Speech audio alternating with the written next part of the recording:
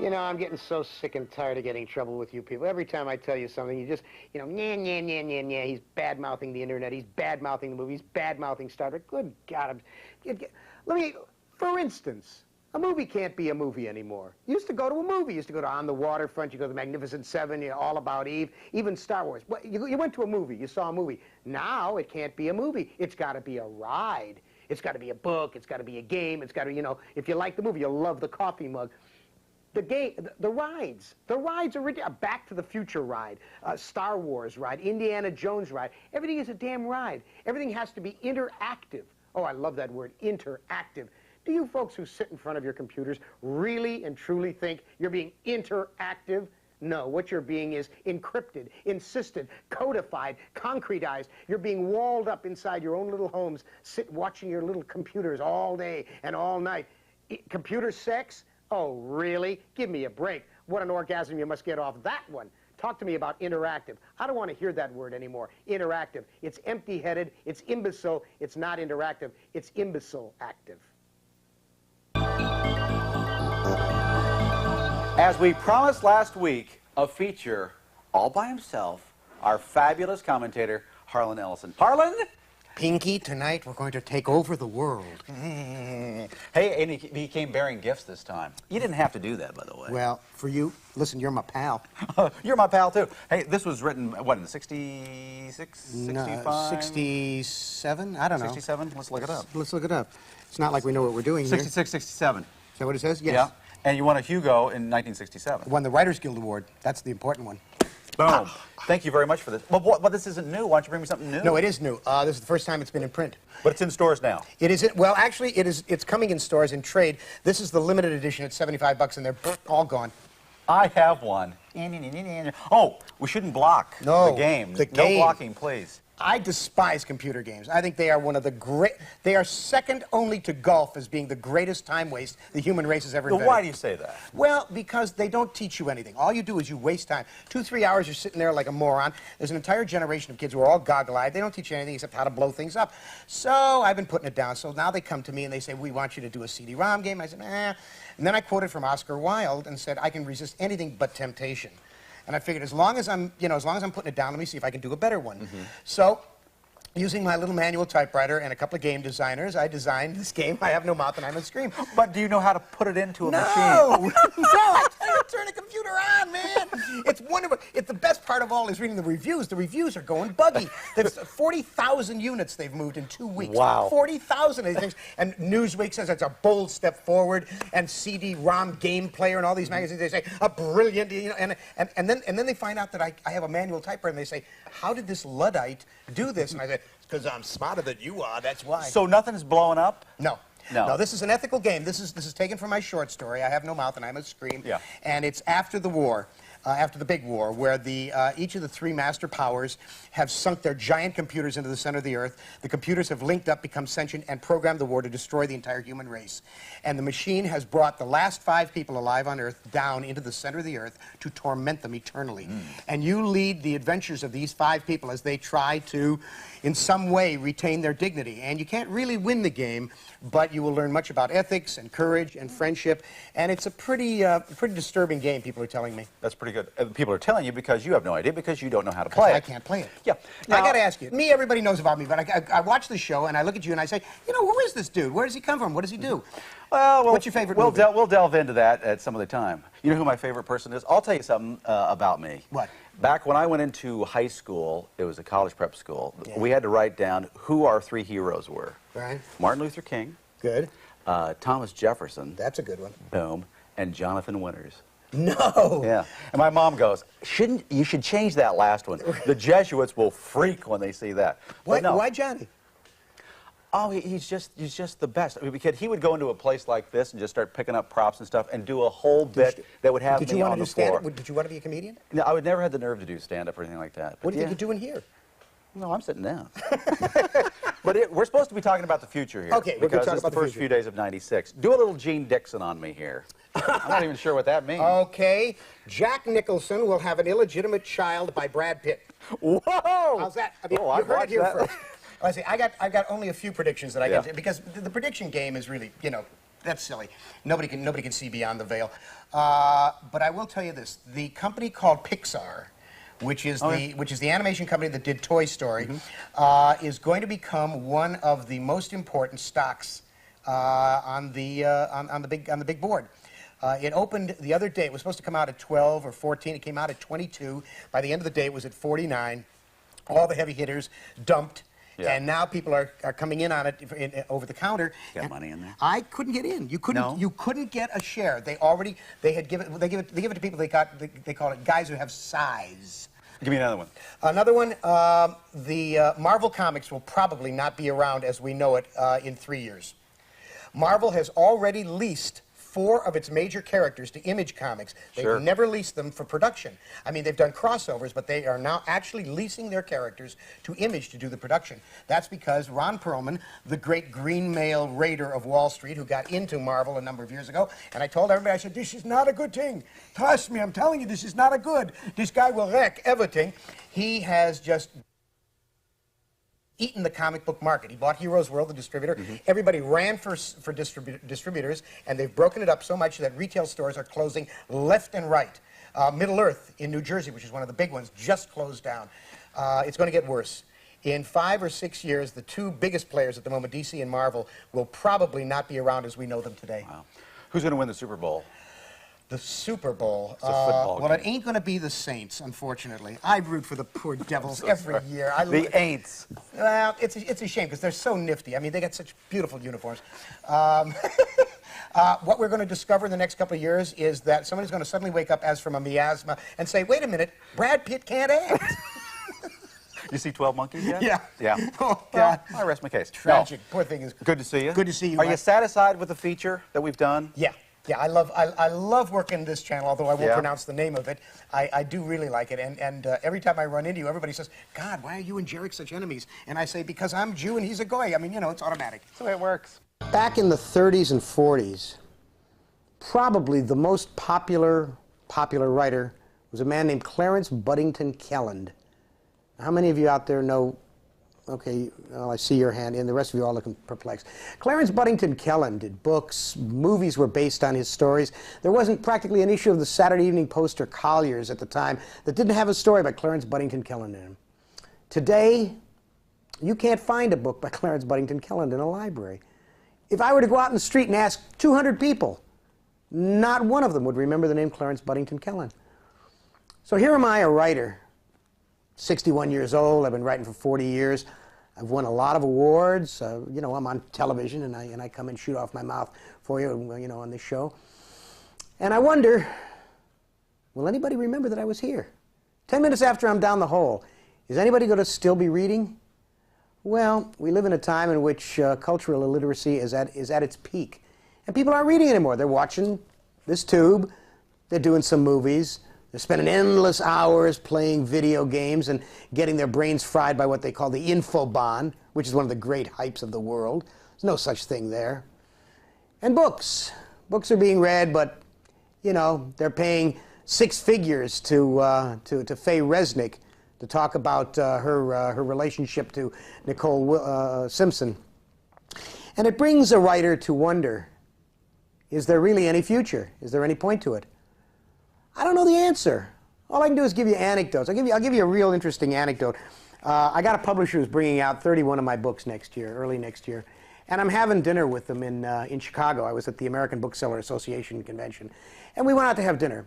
And in the middle of the dinner, I'm talking about a cover idea that I had for my comic book, Harlan Ellison's Dream Corridor. And I said, this is great idea. You got a guy who's climbing Mount Everest, or, you know, climbing back towards Shangri-La, and the wind is whipping the snow in a curtain off to the left, and it's like Ronald Colman climbing back to Shangri-La, and as he looks toward the summit, he sees McDonald's arches. Now, I thought that was very funny, and in fact, here's a Xerox of the cover that Kent Bash actually did.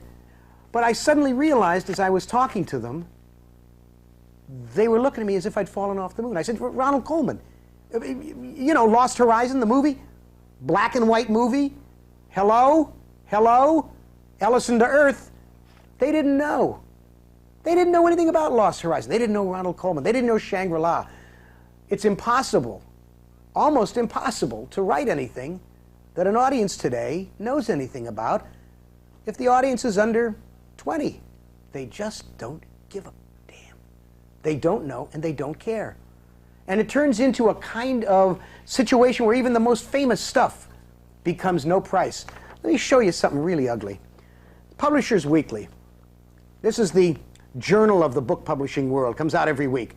This one is June 5th. See that cover? It says Lassie Come Home. Lassie Come Home, the book Lassie Come Home. And underneath it are these two names, Rosemary Wells and Susan Jeffers.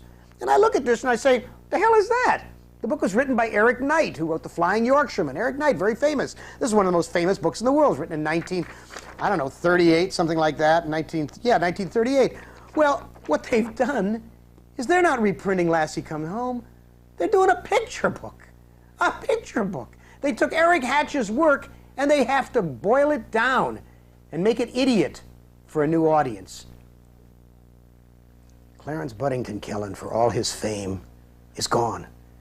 As if he never existed, flins from the mind of the reading public. They don't even remember Chaucer. We're lucky if they remember Mark Twain. If Clarence Buddington Kellen couldn't make it, how the hell am I going to make it? Hello, kiddies. This is Uncle Harlan here again to talk to you about the time that never was and never will be. Once upon a time, in the land of Skiffy, if you like fantasy, you'll love Skiffy, people used to win Hugos and Nebulas through dint of hard labor and the quality of their work. Now, for those of you who do not know what a Hugo and a Nebula are, these are called Hugos, these large rectal suppository-looking items. They are the award of the World Science Fiction Convention, the Hugo Award.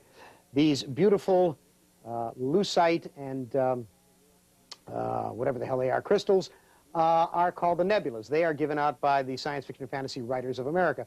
What you're looking at here, all of these 8.5 Hugos and these 3 nebulas are mine. I've won these. Many people over the years have bruited the rumor in Chinese whispers that one could buy a Hugo, that it was possible to affect the electorate in such a way that you could in fact lobby to get an award. In fact, the charge was lobbied against me once until the fellow who made the charge was shown that he and I had never been up in the same category for the award, so I could not possibly have put him out of the award as he was suggesting. But attempts were made over the years. At one time, the Scientologists tried to get something for L. Ron Hubbard. Didn't work.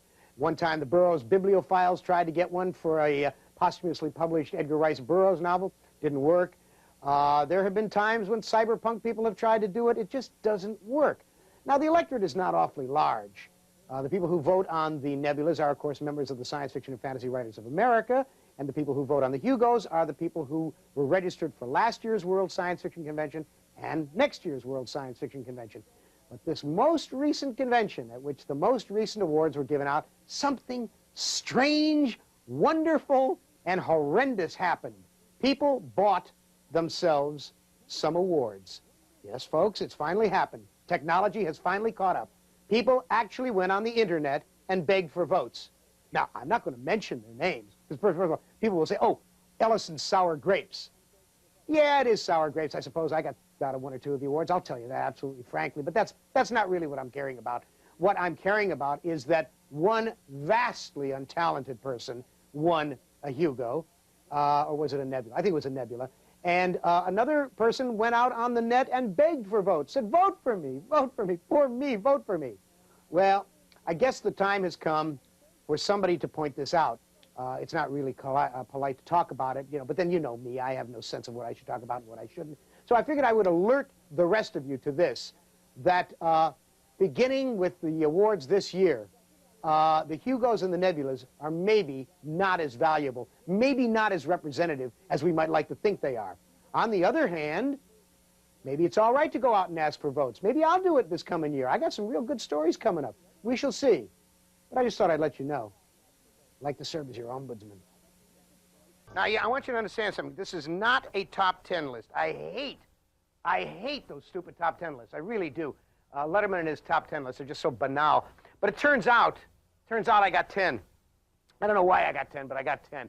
And what these are the stupidest things in movies that they keep doing over and over again. And they just rank me. I just get crazed when I see them. And they're probably going to seem inconsequential to you, but they're the same kind of small, inconsequentials that every time you see one of yours in a movie, you want to jump up and tear the throat out of the stupid director or the script writer who didn't understand it. The first one is the mispronunciation of the word Neanderthal. The word, folks, is not Neanderthal at all. It's Neanderthal. You take a movie like Iceman, great science fiction movie, and here are these anthropologists who have discovered a primitive man frozen in the ice, and these are scientists. These are people who work in anthropology, and they pull them out and they keep pronouncing it Neanderthal. No, that's wrong. That's the first one. The second one is the phrase, I could care less. No, you moron. I could care less means you could care more. There's a reason the phrase is, I couldn't care less. That is the outer extreme of your caring. You could not care any more than that. To reverse it may sound clever to somebody, but it is boneheaded. And I urge you, next time you see it in a movie, hoot and holler and scream. This one is my wife's favorite. The guy calls at 3 o'clock in the morning. The private detective is wakened up. He picks up the telephone. The guy says, I have the information you want. I can tell you who the murderer is. Well, tell me. No, not now, not over the phone. Meet me in the warehouse at 4:15. Now, if the private detective had the brains of a centipede, he would say, no way, Jack, I'm in bed. I'm down for the night. I'm not getting up and getting all dressed and going out in the rain to go to some stupid warehouse at 4:15 in the morning, because when I get there, you'll be dead. Let me tell you something. Anybody can talk on a telephone at any time. When they do that, you must understand that it is a bad director, bad producer, bad writer's idea of how to build suspense. Instead of just doing the conversation, they always make you go somewhere else where you know the informant will be found dead. Okay, that's that one. Now, let me see. Oh, yes, I love this one. The name is not of Robert Louis Stevenson's villain is not Dr. Jekyll. It's Dr. Jekyll. Jekyll. Dr. Jekyll and Mr. Hyde. Or Mr. Jekyll and Dr. Hyde. Whatever you want. But it's not Jekyll. It's Jekyll. Now, let's see. What else have I got here? Oh, I love this one. Guy says to him, you're going to walk away from me just like that? And the other one goes, just like that. If I hear just like that one more time, I will put my fingers in the nose of the speaker and yank it off his face, okay? The next one is leaving the lights on. Now, explain this to me. Explain what director thought this was clever. The car pulls up into the camera, right into the head of the shot, late at night, and the lights are on. The guy gets out of the car, leaves the lights on, and discovers the body, goes into a house, does whatever he's going to do, leaves the lights on. No, you leave the lights on, your battery runs down. And when you have to escape from the blob monster, you ain't going to be able to start your car. Therefore, you don't leave the lights on. An adjunct to this is, and I just saw this the other night on a new cop show called High Incidents. David Keith pulls up in front of his house in Los Angeles. The window is open. He's got his arm sticking out of the window when he pulls up, leaves the door unlocked, leaves the window down, and goes in his house, picks up his kid and goes in the house. Apparently, he's in for the night. Now, I don't know where you live. Maybe in Keokuk or maybe East Weewa, Wisconsin, you can leave your car open out on the street all night. But in Los Angeles, you do that. What you're going to find in the morning is an empty driveway. This is just stupid filmmaking. What else have I got here? Oh, yeah, the one of somebody's in the shower, and the shower is running, and somebody talks to him from the next room, and they answer him like they can hear him. Try it, folks. You cannot hear anything. When you're in the shower, you can't hear what someone is saying. Maybe you can hear a voice, but you cannot make out what they are saying. The last one for you, and this is a beauty because most of you do it too. It is wrong to say, have your cake and eat it too. No, that's real easy. Here is my cake. I have it. I have eaten it too. What you cannot do is eat your cake and have it too. Would you get it right? Would you get it right? Thank you. Thank you for your kind attention. You know, every week I come out here. Sometimes I wear clothing, sometimes I don't. And I usually have something to kvetch about. I have something to argue about or something to yell about. And everybody gets nasty with me and they get cranky with me. And they say, oh, what a curmudgeon. But, you know, sometimes I just feel good. And I don't really want to bash anybody. I don't want to diss anybody. I don't want to, like, you know, pretend to be Bob Dole holding onto his pen. I want to be a nice guy, but I can't. Because the world is so filled with doofuses and gazoonies that it's very difficult. Let me give you, for instance, every year At every convention where they give an award, whether it's the HWA, the Horror Writers Association a banquet, where they give out the Usher houses, which we call the Bram Stoker Awards, or it's the World Science Fiction Convention where they give out the Oscar of the SF world, which is called the Hugo, or SFFWA, where they give out the Nebula Awards, they all maintain secrecy. World Fantasy Convention maintains secrecy. You cannot find out who won any of the categories. And that means that often there's nobody there to accept the awards. For instance, look, see back here? See right behind me there? That is a painting by Jacek Jurka. I did this book, Mindfields, with the paintings of Jacek Jurka. Jacek Jurka lives in Poland, and he won the World Fantasy Award for the most outstanding artist. Did they tell anyone? No! So Jacek was not there, nor was his publisher, Jim Cowan of Morpheus, nor was anyone else there who could accept this and say a few words on his behalf. No one bothered to get in touch with Jacek and say, hey, you've won. The man's in, you get it, Poland. We're talking here Poland. Nobody bothered to tell him. They play this stuff with such incredible, vainglorious hubris, like these itty-bitty, pishy little awards were the Oscars. Like somebody really gives a hoot, like someone is going to be very upset if the winners are revealed ahead of time. Please, folks, this is all ego. It is silliness. It's the maintaining of a secrecy, which is idiocy. If the people have won, let them know. Let them attend if they want to, so they can be there to pick up the award. People say, well, if we see them in the audience, we'll know they won. So what? So what if you know they won? What's the big damn deal? And this goes on and on. Every year, this ridiculous amateurism in which people who give out awards think that their awards are the end-all and the be-all, that you must climb the northern face of Annapurna to get the damn award. No, all you have to do is go someplace like Eugene, Oregon, or to New Orleans and be there, which would be very nice for the people who've paid all that money and gone to the convention and have gone to this big banquet and paid all the money to see the awards won. So please, would you mind? Knock off this secret ballot crap, you know. I mean, once they've won, they've won. Send out the word. Let them know. Tell them, look, keep it to yourself. If we'd like, we'd like to be a surprise. That's fine. But tell the people so they can get their awards. Huh? Now, you see, I didn't want to have to get mean with you. I don't want to say anything bad to you. But you people just won't leave me alone. You won't act like adults. What am I to do? I catch an enormous amount of crap from time to time because I haven't finished editing the last Dangerous Visions volume. People say, when are you going to do it? And I say, well, my response is the same as Michelangelo to the Pope. You'll get it when it's done. But when I edited the Dangerous Visions anthologies, or when I did Medea, or did any of the other work that I've done as an editor, I understood that I was not just going out there and willy-nilly, randomly buying stories to throw into an anthology which might make a few bucks, and then that was the end of it. I understood that if a writer gave me a story, I was in caretakership for that work. That I was the janitor of that building, that I had to protect the writers. So the contracts, all of my contracts, have a clause in them that's a deal breaker that says you will send copies of all the foreign editions, of every reprint edition, of everything else, to the writers. And I provide them with a list of everybody in the book with an updated address so they don't have a problem. Now, publishers find this very annoying. A lot of them won't sign contracts with me because that's too much trouble. It's too much trouble. It's too much trouble to provide to the people who wrote the damn stories a copy of the books? Well, they don't.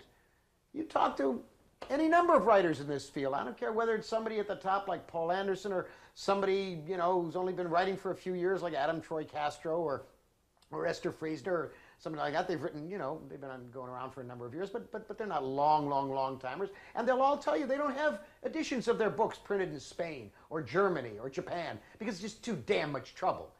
It's too much trouble for the publishers to get them. Well, it's a deal breaker on my contracts. I make sure that everybody who was ever in Dangerous Visions, or again Dangerous Visions, or will be in the last Dangerous Visions, when and if, not if, when, get that book.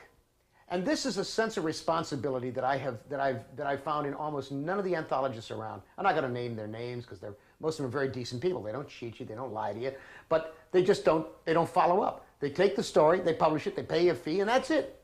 You don't get the book club editions, you don't get the reprint editions, and so you have no way of knowing where your books have been reprinted, You have no way of knowing how much money you should have. You have no way of knowing whether you're getting your proper royalties or not. There are no little flags for you. Well, most writers don't run their businesses very well.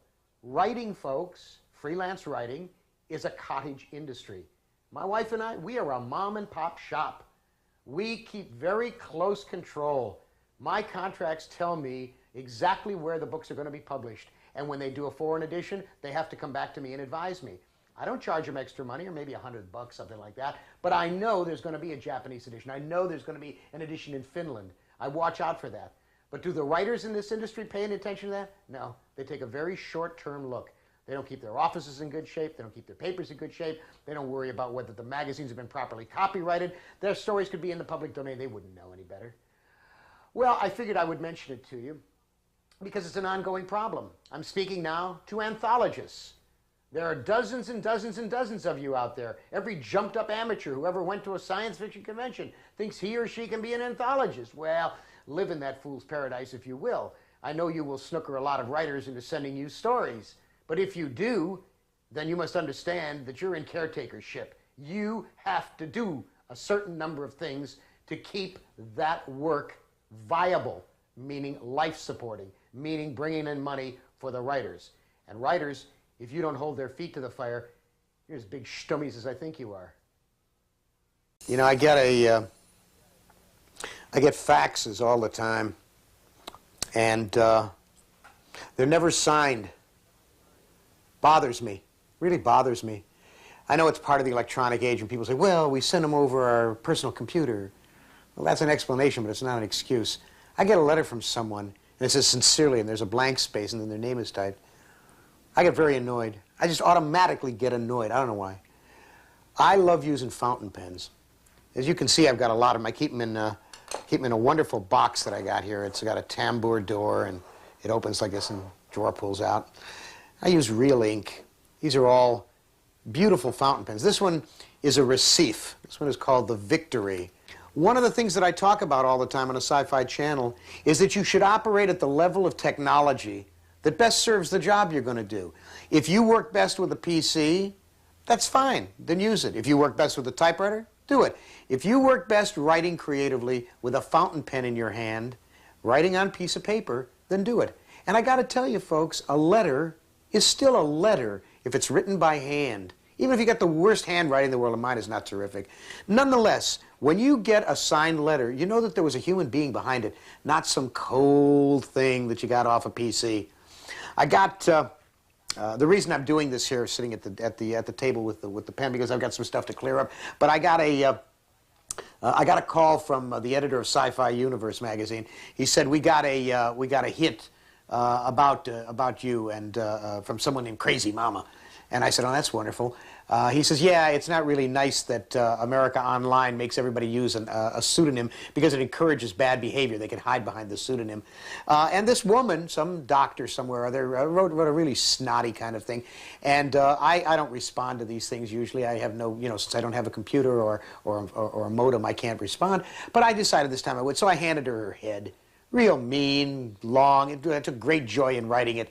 And I wrote it because it was a human being responding to a cold, I'm a coward hiding out behind the internet kind of message. And I show you myself sitting with a fountain pen because it keeps you in touch with your hands, with your life. It's like using a watch with real hands on it instead of a digital. These things are things that make you understand that the electronic age still needs to be unplugged every once in a while. I've heard of you before.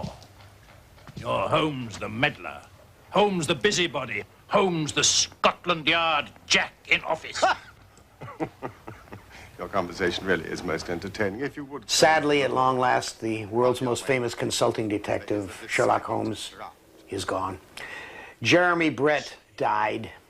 Died in London, September 12th, 1995, of a heart attack. In 41 episodes on Granada television, Sherlock Holmes was brought more vibrantly alive than ever before. You will be able to lead a better life if you follow the process of deductive logic that Holmes mastered, where you observe and can draw intelligent conclusions. Farintosh, oh yes, I do remember the case. It concerned an opal tiara. I think it was before your time, was. MPI, whose number we will flash on the screen so that you can order these when you want, have brought out all 41 of them. They're all in uniform editions now. They run 50 minutes each, no commercials, the same way they were on PBS, except there'll be no breaks for pledge donations. Sherlock Holmes as Jeremy Brett. Jeremy Brett as Sherlock Holmes in real life may be gone. But as Sherlock Holmes will live forever, in this way, so Jeremy Brett, having played his greatest role, also will live forever. The law is what we live with, Inspector. Justice is sometimes harder to achieve. I'm sitting in my car. My car is a 1947 Packard. I got a current car. I drive that one, but I love the Packard. I love the Packard because it was built to run, built to last. You could hit this car with 200 small Japanese cars and they would be demolished into ashes. When I go past a grade school, little kids have no idea what this car is. They have no idea it was made in 1947. They don't even know there was a year called 1947. But they see this car go by and they give me that. And that means they recognize something that is forever, like the pyramids. Now, I want to talk to you about a couple of things that I think are important for you to try and remember, things that you can help preserve the past with. And I do this so that you will not be ignorant, and you will not be stupid, and you will not be uneducated. Now, the first is the idea of the great bookstores. Almost all the independent bookstores are being driven out of business by these huge megalithic bookstores, the Borders and the Walden Books and the Barnes and Nobles, 565 million square feet, push out the mom and pop stores. When they do that, it means that they cut out all of the potential for finding books that you can't get at those big bookstores. Yeah, you can find Danielle Steele, you can find Stephen King, you can find Tom Clancy, but you're not going to be able to find Gerald Kirsch. You're not going to be able to find Zoe Oldenburg. You're not going to be able to find Cecilia Holland. What you've got to do is remember that, yeah, you're going to be able to save a few bucks if you go to one of the big bookstores, but you're driving the mom and pop stores out of business. The same for Blockbuster. Those hideous blue and yellow, what are they, blue and yellow stores that crop up like a giant pimple on the landscape. When they drive the little neighborhood video stores out of business, it means you're not going to be able to get all the underground films that you should be seeing, all of the small films. Hell, they don't even carry NC-17 films. So I'm talking to you about not necessarily patronizing the big stores. Now, if you recall, a couple of commentaries ago, I talked to you about the golden age of comics. This is a set of cards that Comic Images was going to be bringing out. Well, they brought them out. This is just a little sample of them. And each one of them is a cover of an old comic book with wonderful commentary on the back by Ron Goulart, the great historian of comic books. And this is a way to preserve the past. This is a way, in modern terms, to save that which is good from before. Now, I was talking to you about bookstores. Here's a book that will never be sold in a Barnes & Noble. This is one of the Charnel House books. You see this? This is denim. He did the books in denim. And who is he? He is Joe Stefko. Joe Stefko is, even to this day, the drummer for the Turtles, the rock group the Turtles. But Joe, in his spare time, he's a publisher. He does Charnel House books. He only does maybe one book a year, but he produces them with such incredible loving care. And these are wonderful, beautiful books that are built to last, just like this car. Joe has got two books left that you really ought to get. One of them is a Dean Koontz book called Beast Child. And Beast Child sells for 150 bucks. There's only 750 copies of them. There's only a few left.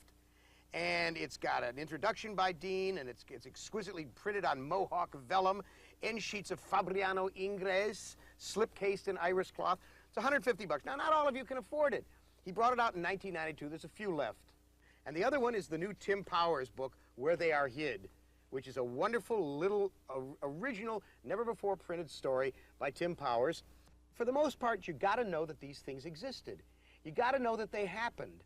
Because if you think the world is nothing but fast food and the kind of stuff that you see on the newsstands now, you should be told that there was a lot that went before. And as Santana said, those who forget the past are doomed to repeat it. You know, Dick Crew, who is the producer of this show, occasionally Dick will say to me, why don't you do a segment on something, such and such?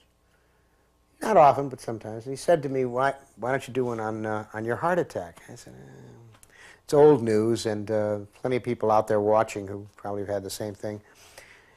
And then I thought about it a little bit, and I thought maybe this much of it might be of interest to you. As a writer, and that's how I make my living, is dreaming up stuff, all my life I've written about mortality. Every story I've written, and in virtually every science fiction story you read, there'll be a protagonist and there's a discussion in some way or other, rather either obliquely or profoundly or obviously, there will be a discussion of mortality and what that means. And we write about it very glibly. Well, I got to tell you, when I had the heart attack in April of '96, and they took me into the ER, and the following, it was April 12th, I guess, or April 10th was when they took me in, and April 12th is when they cracked me open. I mean, they cracked me open like a walnut. And I didn't know at the time. If I had known what the procedure was, I probably would have plotzed. They actually open you up, and they take your heart out, and they lay it on this side, and they take your lungs out, and they lay them on that side, and they work on you outside your body. It's like getting your car repaired. I keep thinking, invariably, when I get my car fixed, there's always a piece left over in there. You say, well, shouldn't that be in there? And the guy says, oh, no, that's the thermostat. You don't need that. They just put that in because Ramadoula. And then he throws it in the garbage can. I'm thinking, did they do that to me too when I was lying on the table? Was there something left over? And they just kind of say, oh, no, he doesn't need that. It's just a liver. Throw it away. I suddenly found myself standing in the doorway looking at the other side, looking at death. And there's nothing. I mean, there's nothing there. I'm being a practicing atheist. I don't think there's anything on the other side. But I finally looked at death, and I got to tell you, it scared the crap out of me. Really scared me. All the braggadocio that I had written about, that writers do write about, that people talk about, particularly young people. Well, live fast, die young, and have a good-looking corpse. Which most people don't know where that comes from. It comes from a Willard Motley novel called Knock on Any Door.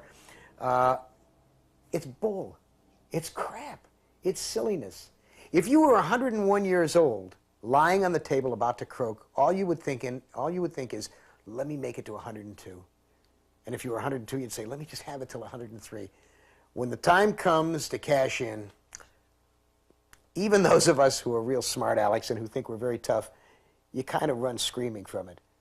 I tell you all this, not for any particular reason, except I'm sure there's somebody out there watching right now token on something really unpleasant and bad that's going to kill you, or eating a toad burger, or frying up your arteries with some crap. And I just thought I would mention it just on the off chance that maybe I might help you save your life. I don't know. Maybe Dick was wrong. Maybe I shouldn't have done it. I don't know. Go away. Go away. Let me direct your attention to this here. It's a little banged up.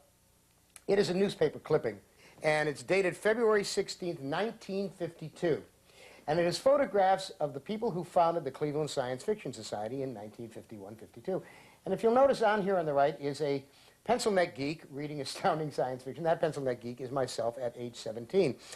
Now, the guy who did this article, Jack Warfel, came to the clubhouse and in Cleveland when I was just in high school, and he did this piece on science fiction. The article is called "They're All Ready to Visit the Man in the Moon." And it says, at least 30 Clevelanders are ready to leave for the moon. Departure date sometime within the next 5 or 10 years, according to Harlan Ellison. He established the deadline following a bi-weekly evening meeting of the space-headed club members at 10217 St. Clair Avenue. Not all the members, including industrial engineers, school teachers, housewives, physicians, and college students, are essentially moon-minded. Moon-minded. You like that? Some have their sights set on Mars. This is 1952. People talk about Mars. They must be crazy, right?